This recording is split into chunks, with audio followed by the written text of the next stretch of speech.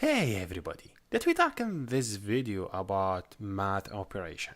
So if you study math, and you have to study math in your high school or wherever, so you do different type of operation like addition, subtraction, multiplication, division, and remain, and whatever. So in this video we will discuss how we do this operation in Python. So instead using PyCharm, I will go and use this one, which is a terminal, which will be easy for you and for me to keep track. So let me just clear the screen and make sure everything is good. Yeah, everything is good.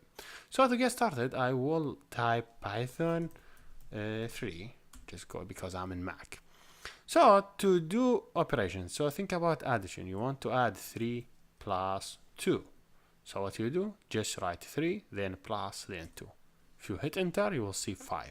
So you could do easily add operation between two values, 3 plus 2. You could say 3 plus 2 plus 10, which would be 15, should be. Yes, that's great. So you could do add operation between more than one operation. Normally, same as you do it in normal math. So add. Same thing in subtraction. If I say 3 minus 2, should be 1. Same thing in division. If I say 3 over, first multiplication, 3 multiplied by 2 should be 6. What about the division? Think about 10 divided by 3. How much you think the remain? The remain is 3.3. Yes, because the division of 10 over 3 should be 3.3. What if you want only the fixed part? You don't need this part. You don't need the float part. How you do it? Easily you say 10, not 1 division, use 2 division over 3. If you click enter, you will see 3 only. So if you want to see the remainder also, like the parts, you would say you add 1 division. If you don't want to see the part, you just add 2 division. And this is the process. So what about if you want to see the remainder? What I mean by remainder, let's suppose you will use it a lot.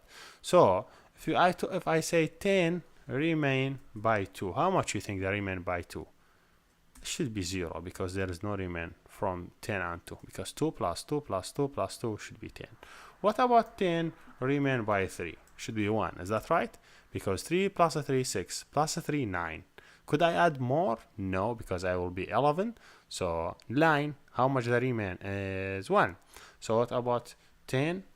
The remain by 4. So do you know how much? So 4 plus 4 should be 8. How much is the remain? 2. See, 2. So you know the remain mean like it's math operation. That mean, hey, how much value will be remain from this process.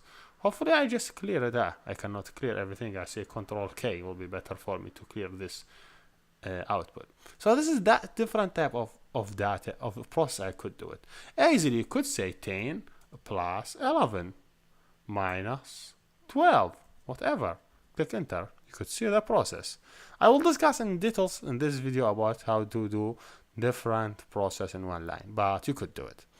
Well, you see, until now we don't have any value saved, so it's better to save this value in variable. So it's better to say x equal 10, for example, y equal 11. So now I have x and y.